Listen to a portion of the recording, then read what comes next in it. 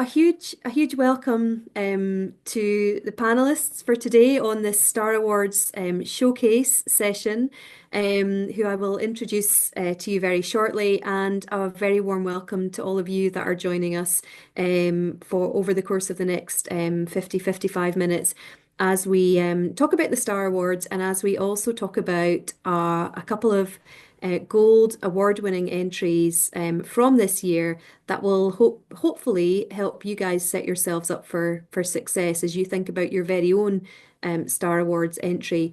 Now, I'm guessing that is why the majority of you are all on the call, the webinar this afternoon.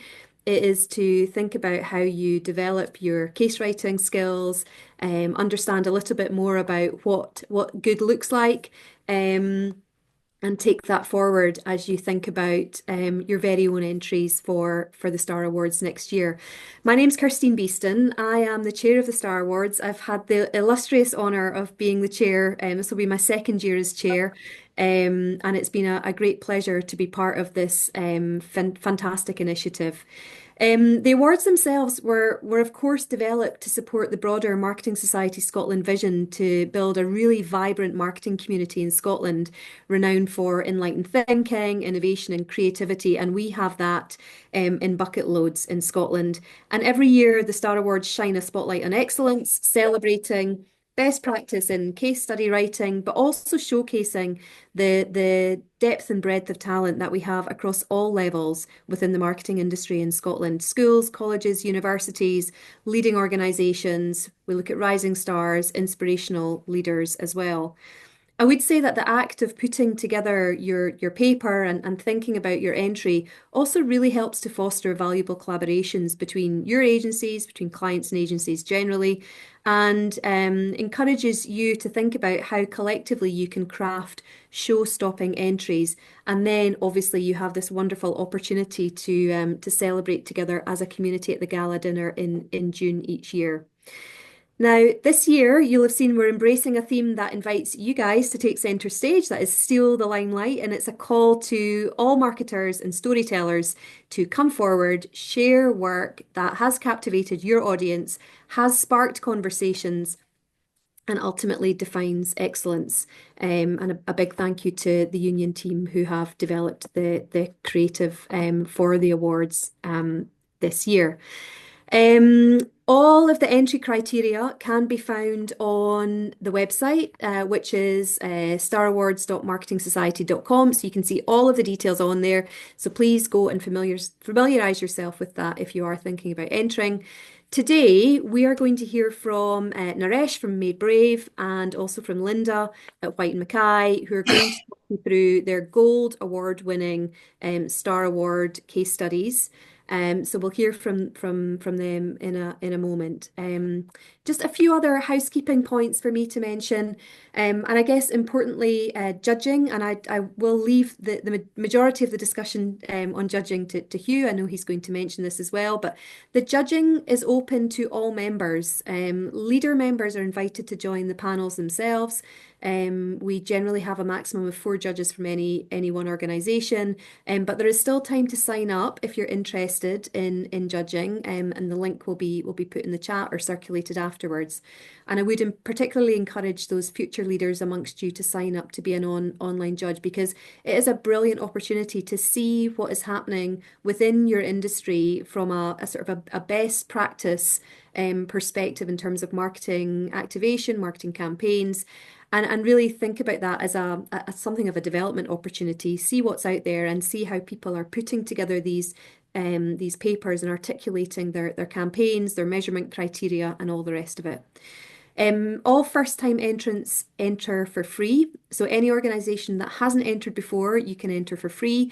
There is an early bird entry deadline. That's definitely not something that I would be familiar with. Mine would always be picking up the late fee. But yes, early bird entry deadline. So if you're looking to get ahead of the game, submit your entry before the end of the year.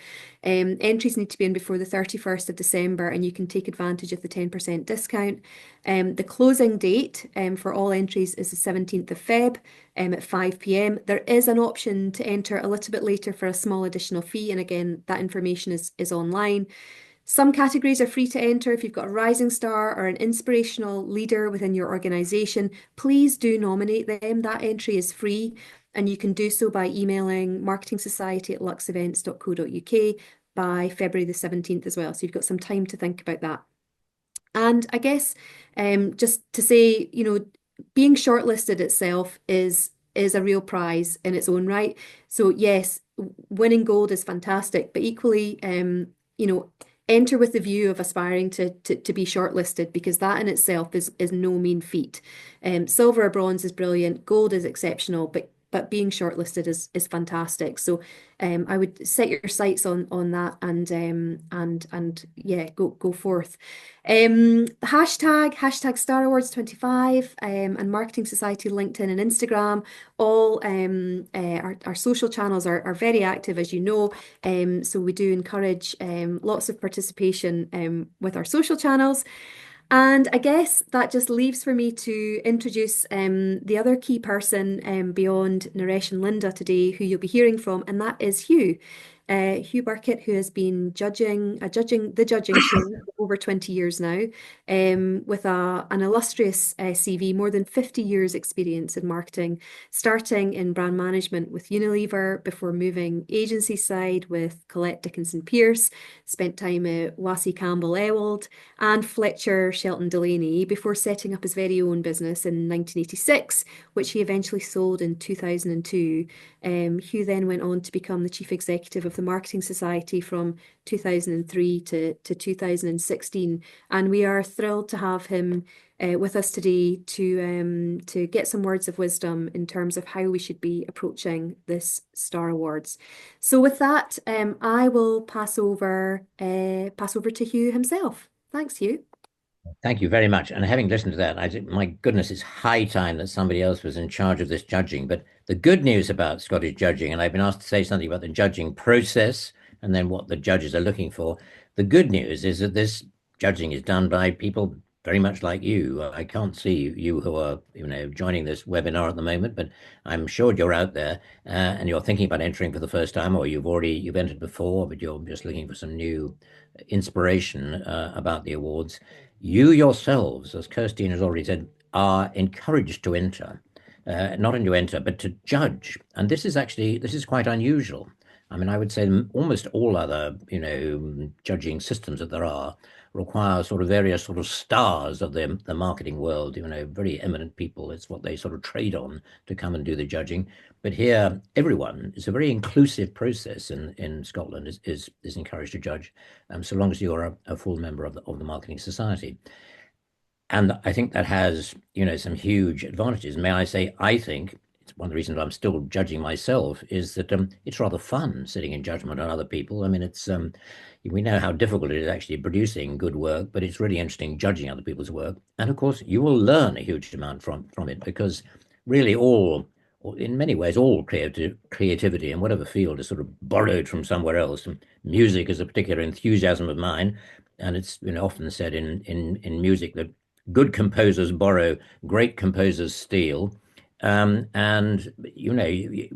one of the things you do in judging, you're going to look at some papers from a different market from your own, a slightly different field.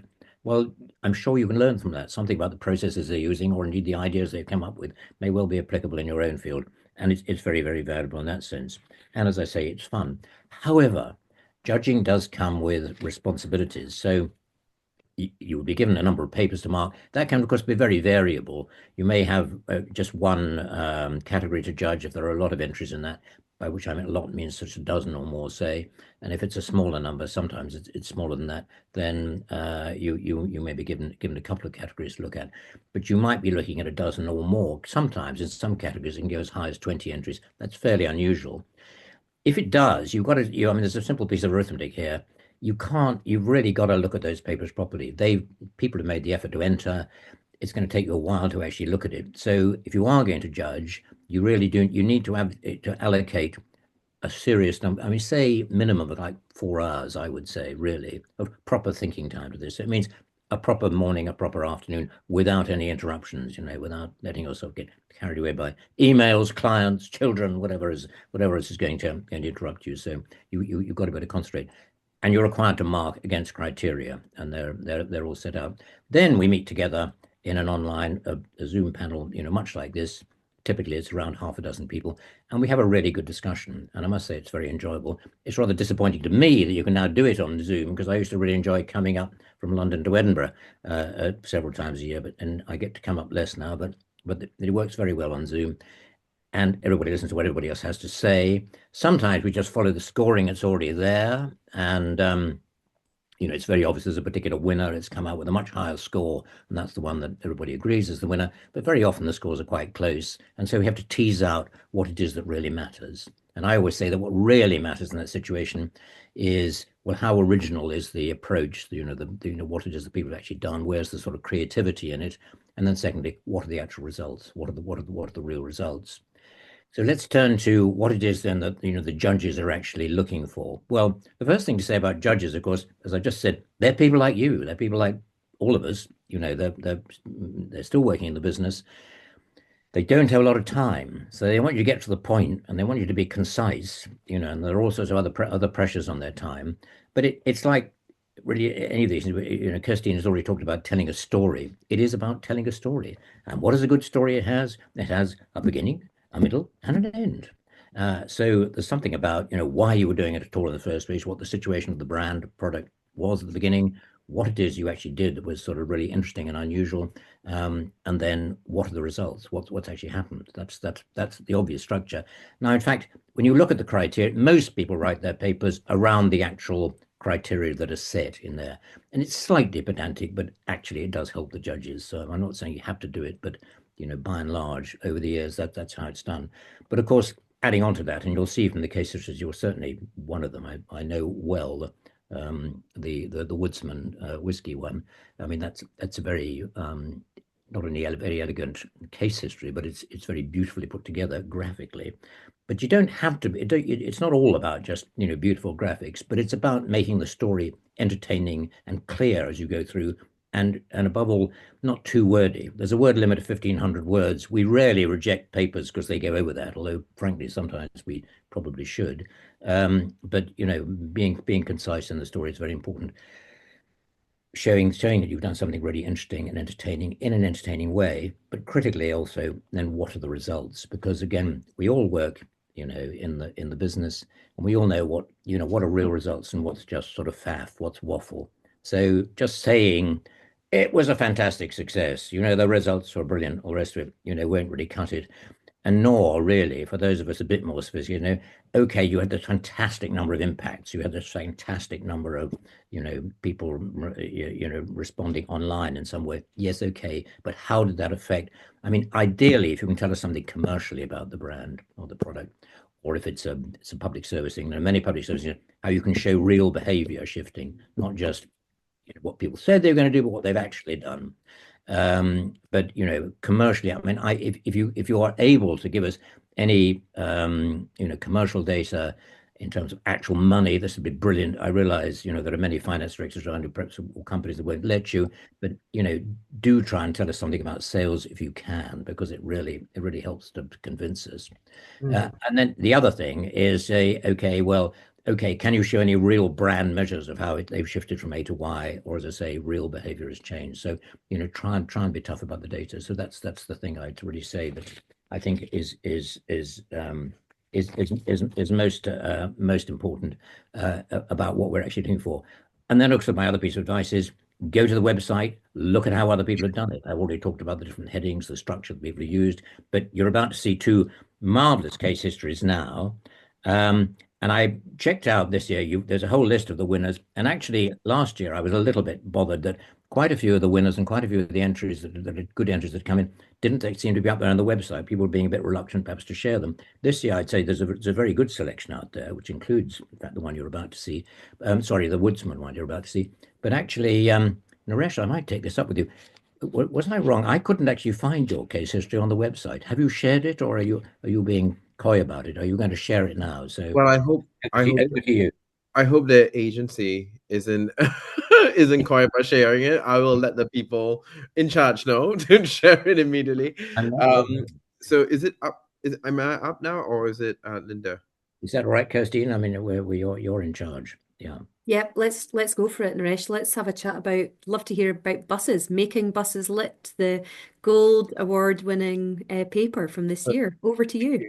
Thank you very much. Hi, everyone. My name is Naresh. I am the creative director at Made Brave. I work predominantly on Velux as well as First Bus, and the campaign that we fortunately won was something that I worked on personally from start to end. So what I'm planning, and I beyond just Made Brave, I'm also a judge at the Effies UK as well as the Cannes Young Lions for the Guardian and Creative Moment UK. So reading cases has always been part of my, like, it's a year-long thing. So I'm just going to give you some of my experience on how we approach it in Made Brave, and then I'll take you through. First, I'll show you a deck of like how we would approach it, and then I'll take you through our case itself, just to show you how we've implemented what I'm taking you through. So, sorry, this right. So what we've learned, when it is award season and we have to write a case, that I think across everyone, including creative, there's this sense of dread, like like you're just like, where do you start? How do you tell this story? Because leading up to the campaign, you've always got all this data and the strategy and everything, and you've got the creative, you've got the scripts, you've got the clients breathing down your necks, and you just, how and where do you start? Well, you start at the work itself, right? Like, so the work itself is the thing that and the clarity of that work, the simplicity of the work, that is what we start from, and then we work back to how we got to that clarity. And obviously the strategy has already been there, so it's about distilling and understanding how we got to free to explore. So and what I'll take you through after this, because we've got 15 minutes, so I'm going to go through this quite quickly, is essentially how we mapped out the brand challenge, where we are at and what we're doing. And in this case, the Scots government's under 22's pass, and how First Bus wanted to activate it to get more, to really invest in the next generation of bus users. And for us, and Made Brave, and people, and for everyone who is working in partnership with First Bus, we believe that we are on a mission to get people to love and use the bus in this country, not just First, but every bus, because it's not only good for the environment, it's also good for the economy, it's also good for towns and cities in terms of infrastructure and connecting different groups of people to places where they need to be. So by targeting the under 22 students and young adults, what we're really doing is investing into the future of bus travel in this country. So we had to connect with them in a whole new way that really resonated with them without actually putting them off, because they know advertising when they see it. This is about helping them feel entertained and being seen. So we had the opportunity to work with this group of really cool dancers, musicians, which you see on screen right now, and they were just really authentically themselves. And what we wanted from casting as well is to just get them to bring their own clothes and reflect their lives on the bus. So just making sure that there's a lot of authenticity in what essentially is an advertising campaign was really the challenge. So how do we make buses lit again? That's the case study that we wrote. But really, it's about giving street cred back to buses. So just a little bit of background of where the creative idea came from. When I was younger, my grandfather and I, we would take the bus, and his favorite song was always Wheels on the Bus.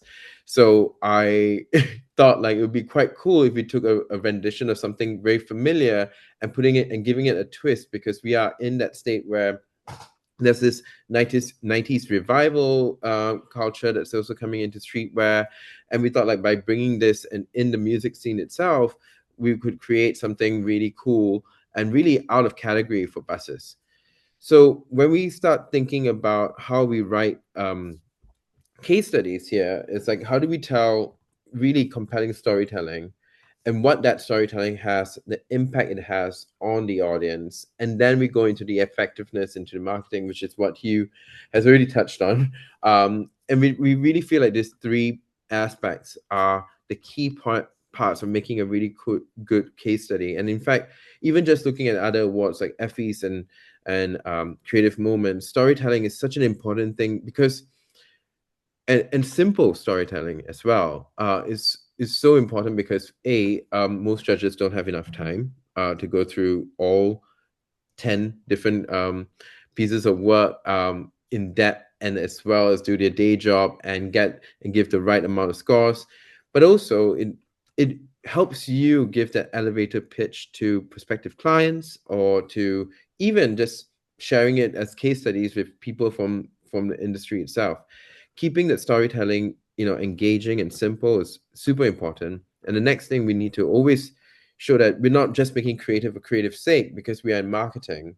There needs to be tangible impact on the consumers and on the community that we are speaking to. The effectiveness is what it then provides in terms of, again, really showing what that impact it has on the business and on the longevity and the saliency of the brand is quite important, because that would always help you create a full idea of why this piece of work is important and why this piece of work has the real legs to move on.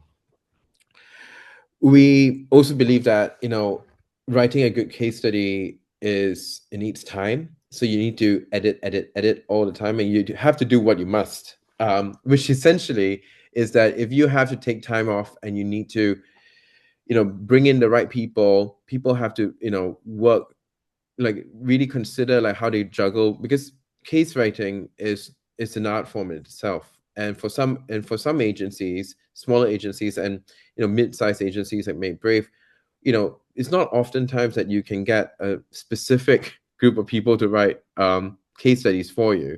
You have to probably rely on the people that's in the company itself. So it needs time, because you have to work around everyday work, as well as write case studies for a campaign that's already done. So we would normally craft up about a month or so to write these cases. And most of the time, what we're also doing is that what we're beginning to do now is to start writing the case as we are in the middle of the campaign itself, as we're producing the campaign, because to start earlier would just help you also galvanize how you're going to present and make it succinct for your clients later on. And also finding the right allies within the client team. So by creating this time, you're also almost pitching a very simplified thought to the marketing team that you're working with, so that they could also use that same storyline that you are pitching for their seniors or whoever in the business who are stakeholders, which will then also allow a lot more people within the business itself or their business itself to come together to support the award, or the campaign. The next thing that we do is where we think about the structure. We start off with the challenge, we go into the insight, then the idea, and then its impact. And why do we start with a challenge? Because it always, like in any good story, like you need to kind of create the conflict, right? Like, what is that conflict that we are dealing with? So in this case, we were dealing with a really jaded group of people, under 22s, who are, they're not jaded in the sense that they've lived it all. They're kind of like, they don't want to see advertising. They've been sold enough by influencers on social media. They are on social media. They are so aware of what what an advertising piece looks like versus what cultural pieces looks like. They are also quite apathetic to buses as well. So they don't really like it or hate it. It's just there. So it's really, our challenge was to really create an emotional connection with the buses. And for example, even in investing, helping them see how the buses could invest in their futures as well is something that we were really looking at. And then that's where Free to Explore came in. So it really was taking the Scottish Government's campaign, building on it, and really using the same language so it feels like a really cohesive piece of work, but it also gives you the sense of freedom, which is what most young people, like the audience that we're talking to, are seeking, and they want the public transport to give them that freedom that they haven't, like they feel like, they don't have the money to take, taxis around everywhere or have a car, and some of them don't want a car either. So by giving this idea the legs that it needs, we then created the environment for that impact. Or you could always let the form guide you, because a lot of times in different. Sorry, did someone say something? I can't really see anyone, so can. No, you're good. You're good. Okay, yeah. Keep going. So let the form guide you. So most of the times with awards like the Star Awards and everything, they have a form that tells you how to structure your case. Don't try to deviate from it too much, because most of the time the judges are familiar with that form, and they're familiar with the narrative, and it's easier for them to follow that story in the way that you write it, than going off piece and restructuring it in a way that you think it's the right way to do. This could often, in my experience, confuses and also almost like take away from that flow that we're already having as a group around the table. So I would always recommend, like, if there's a form, follow that completely, as much as you can. And also cut the fat. Like, there's a lot of struggles that you may have gone through creating this piece, and that's all, it's part of the process, but really the judges don't have the time. So for instance, we had like many different routes in, many strategic routes into Free to Explore, before Free to Explore became Free to Explore. But if we went through all of that route and we went through all that superfluous work, it's not going to help tell the story in a concise, simple way, because most of these great things, or great awards or great pieces of work that win, gold or silver or bronze even, it's because they're really simple and people get it really quickly. It's almost a no-brainer. It's like, okay, so that's the insight. The idea is a no-brainer from that insight. And it's so easy to see how it connects with the audience in that way.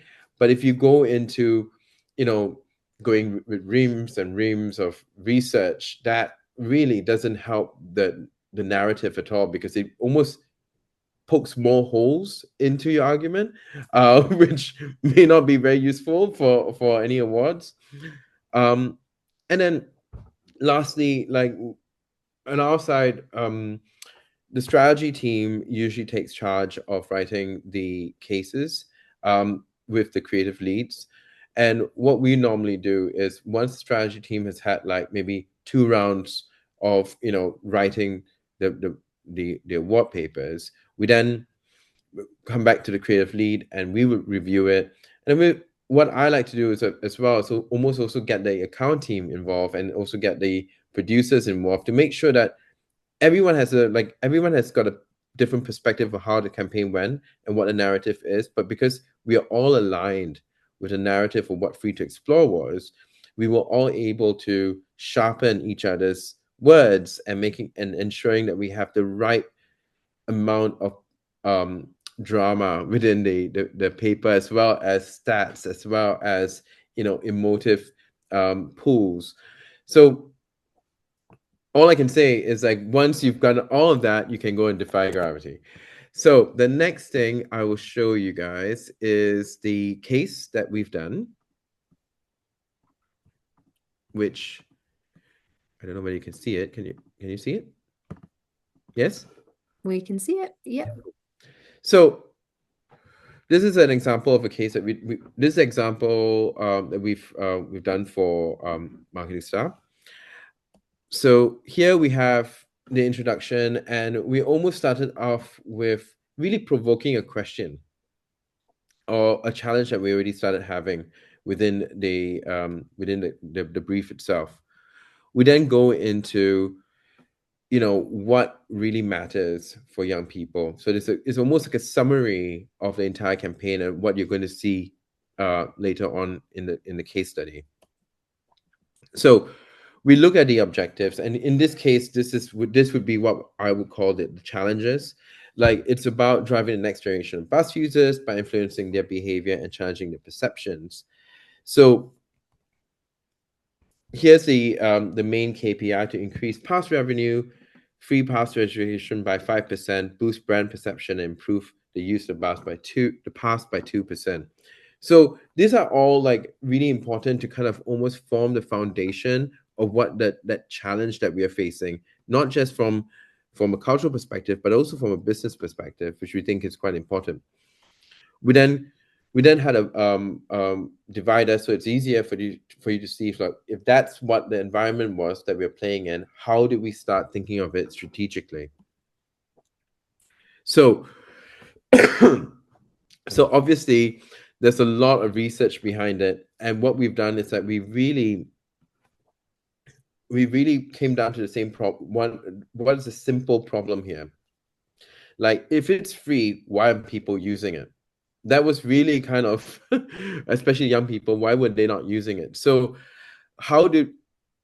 is it because they've got no confidence to use the buses, or are they looking for printed timetables and not apps? There's so many different aspects that actually was a barrier entry for young people to using the bus. And we wanted our campaign to be able to solve that, or help start solving that.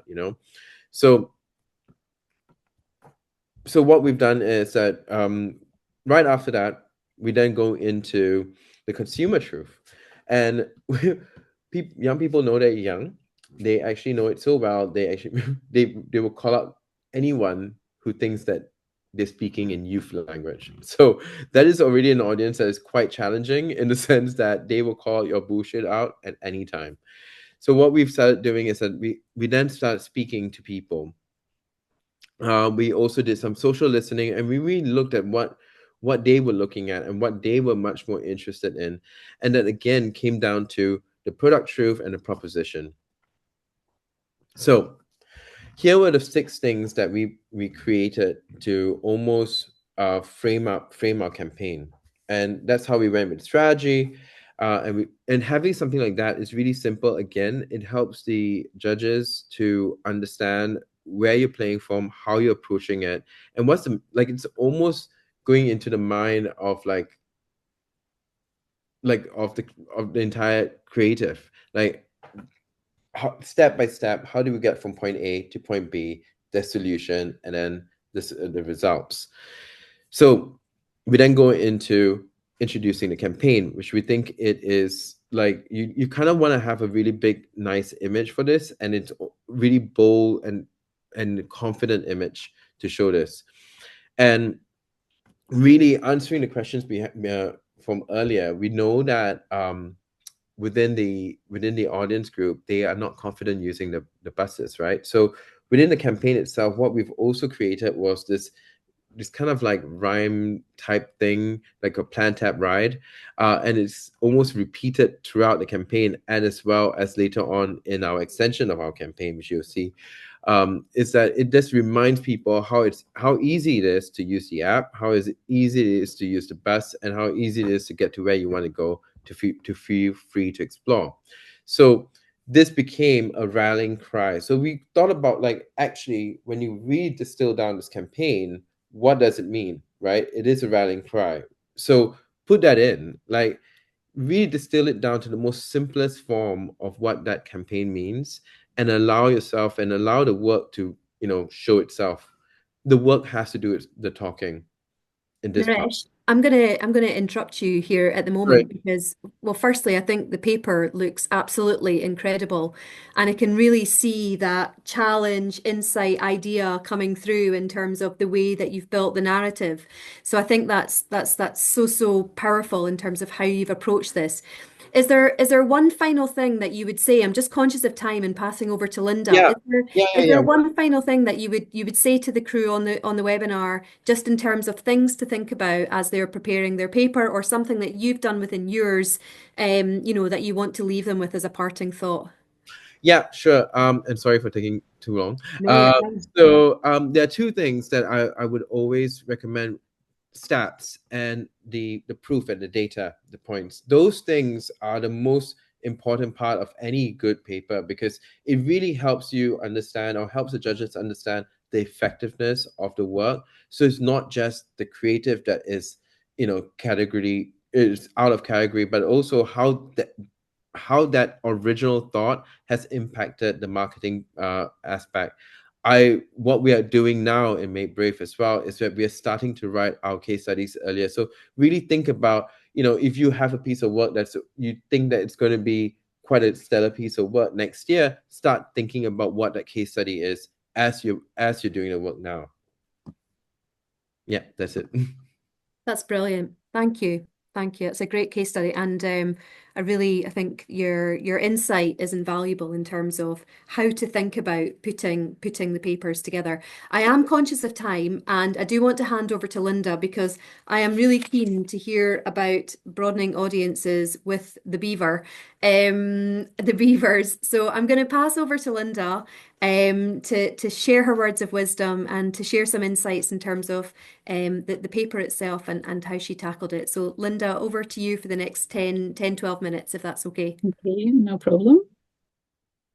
Can you see my screen?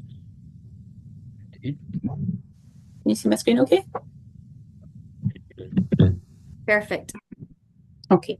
I know we're conscious of time, Kirsten, so I'll try and fly through this, but thank you for the introduction and thank you for inviting me to join with you this afternoon. It's a real pleasure to share what we call the campaign as the Well-Earned campaign once again, and hopefully it'll be useful to those on the webinar and who are just about to start writing their papers for next year. However, before I start, I'd just like to call out the wonderful team, or team woodsmen, as I call them, who continue to work on the campaign. The brand is owned by White & Mackay and sits firmly in the company's portfolio within the incubation brand team. The creative agency are Mr. President, who came up with the idea and created the campaign. Republic of Media added media insight and expertise, planning and buying. And Alt Digital provided a comprehensive digital strategy and continue to manage the brand's social channels. So a great team who excel individually and who have seamlessly collaborated with this campaign to deliver a now multi-award winning campaign. So there are three areas that I'll share today. Moving. Can you see that? Is that moved okay? Yes. Oh, firstly, I'm just going to share an overview of the campaign very quickly, the aims, what we set out to do, and the results. Then I'll share the approach used when planning and writing the paper, and I'll finish off just by sharing some do's and don'ts when it comes to finally writing your paper. So for context, the Woodsman is the Whisky for Life Doers, and this campaign celebrates the art of doing and champions those who roll their sleeves up, get stuck in, beaver away, and just do. The idea was to position this brand as a drink that is well earned, a reward for good and honest graft. And when it comes to life doers, there's no better mascot than these lovely animals, which you can see here, beavers. They are ecosystem engineers. They naturally get things done. They live surrounded by woodland in Scotland. They're sociable and friendly, just like the target audience. And as a result of all of this, is why we use the phrase beavering away. And for some further context, the UK blended whisky category has really struggled to reinvent itself to bring in new, younger drinkers for many, many years. Many traditional whiskies have tried to transform themselves. However, the Woodsman has an advantage because it's a whisky that has been crafted specifically to appeal and recruit a younger audience who are turned off by the traditional characteristics of the category. And this really gave us license to break all category conventions. And this is where the opportunity lay. The brand was designed for a new generation of drinkers. And as such, it doesn't have the same baggage as traditional established whisky brands. So we really had permission to go bold and create something that was unique and distinctive. act in a way that traditional whiskies would never dare, and truly appeal to the mindset of a new generation of dark spirit consumers. And so the Woodsman Beavers were born, are distinctive wood chopping brand mascots that have doubled market share and brand awareness. They have delivered double-digit brand growth. They have increased penetration and recruited new, younger consumers into the category. And they've earned the Woodsman the honour of System One's The World's Best Whisky ad after being the highest scoring whisky ad they had ever tasted and the 6th highest spirits ad of all time. And just quickly, let me introduce you to our lead beaver, also known as Barry, who you can see here just casually taking a race during production. And for those who have not seen the ad, I thought I would quickly share it with you now, any opportunity for more reach.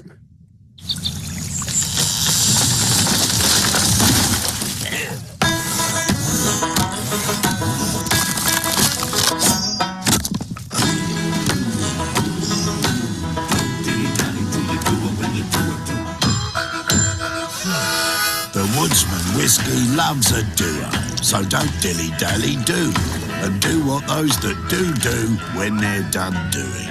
The Woodsman whiskey, well earned.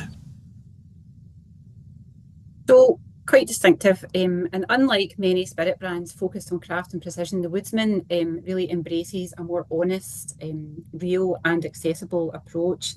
It's a whisky that has been made to be drunk in celebration of everyday efforts, not to be sipped and savoured in pursuit of perfection. The idea was developed from consumer insight on growing cultural trends of outdoor living and building by hand, and the primary goal of the campaign was to recruit new and younger dark spirit consumers.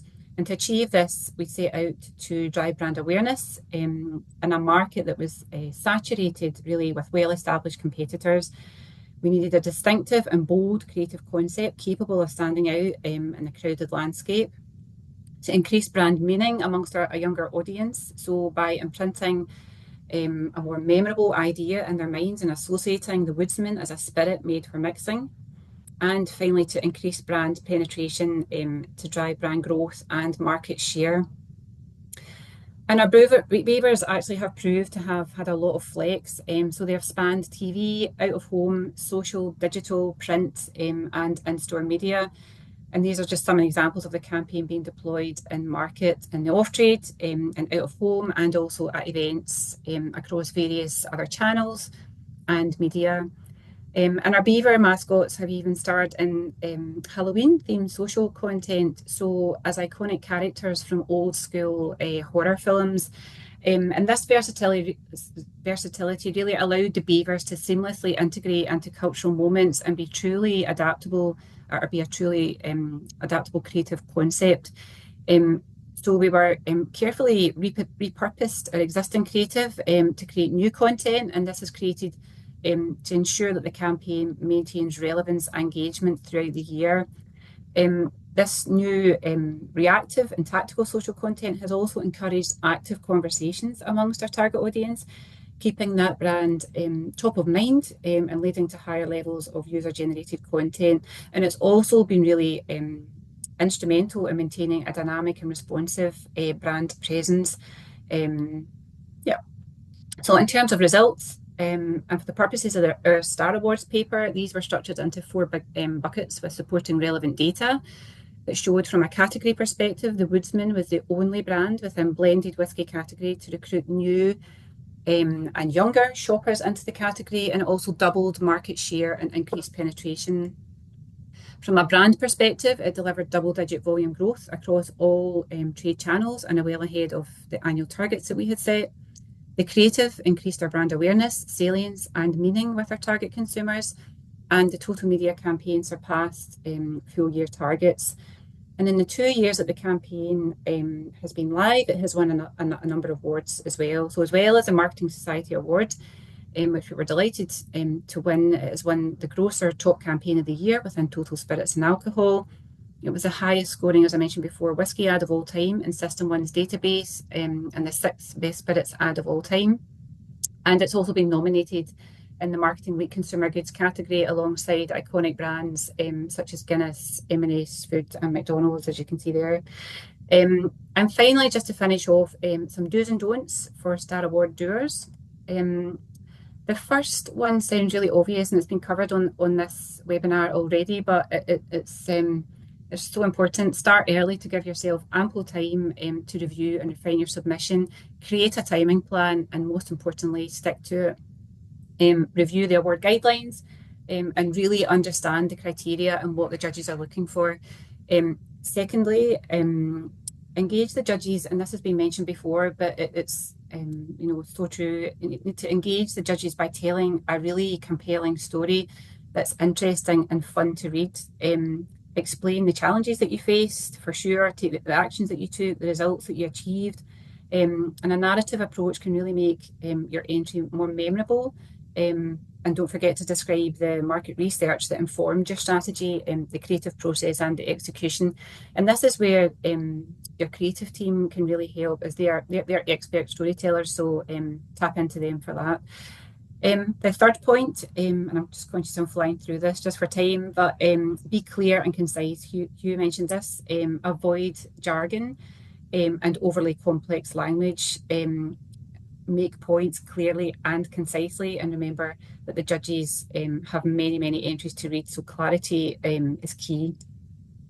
And how to really chop down the competition, excuse the pun.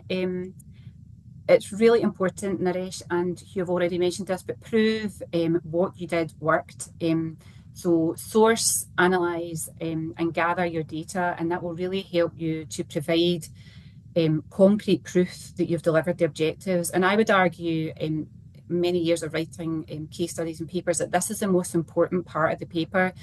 As we know, this is a really time-consuming part, so make sure that you plan adequate time to do this. Remember, as always, a picture is worth 1,000 words, so use images that complement your narrative and pay attention to the layout and design of your entry. A well-designed paper is much more engaging and easier to read. And last but not least, before submitting, ask colleagues or mentors to review your entry. A fresh pair of eyes can provide really valuable feedback and help to refine your submission. And just always follow the formatting. I would say always follow the formatting requirements specified in the guidelines and entry requirements. And that's all for me. Thanks for listening, and just thank you once again to Team Woodsman for delivering this award-winning campaign that continues to drive brand growth and market share for the Woodsman. Fantastic. Thank you, Linda. Well, I think it's clear to see that within these two gold award-winning papers, we have really bold and creative work, first and foremost, emotionally interesting. And I think what you've demonstrated today are not only some great tips in terms of how to craft that brilliant paper, that brilliant story in the narrative, but actually the need to demonstrate up front the clarity of your objectives. And to Hugh's point earlier, making sure that the results are really tangible, right? And making sure that they are demonstrating some sort of meaningful impact on some key brand measures. So fantastic. We have a minute left. So literally in that minute, I'm just going to remind you that the awards deadline is the 17th of February. So get your papers in by that date. There is a discount for those of you who can get your papers in slightly ahead of that by the 31st of December. There are lots of previous winner case studies on the website, so please do have a look if you need any other inspiration after today. And also to say that there'll be some more information on the judges and how the judges are briefed post the 15th of January, once that judges briefing webinar, the recording comes out. So keep your eyes peeled for that if you need any more insight into how you're going to be evaluated and judged. And all that remains for me to do is to say a massive thank you to Hugh for joining us and for sharing his words of wisdom, to Linda and Naresh for sharing your case studies and your brilliant papers and your insights. And then to thank our sponsors, ALT, Essence Mediacom, Jack Ryan and Suntory. And a reminder to all of you guys that might still be on the webinar, there is a feedback survey coming out, and any questions that you might have as a follow-up, please do feed them into Lux. I'm so sorry we didn't have a chance to do the questions in the session this afternoon. It really is a powerful part of the discussion. So if there are any burning questions, please do let us know, and we will follow up in the email follow-up that we send round to all of you guys. And that just remains for me to say a huge thank you, everyone. Linda, Hugh, Naresh, thanks so much. Kelly and Team Lux, thanks for organising us so brilliantly as usual. And have a great afternoon, everyone. Thank you.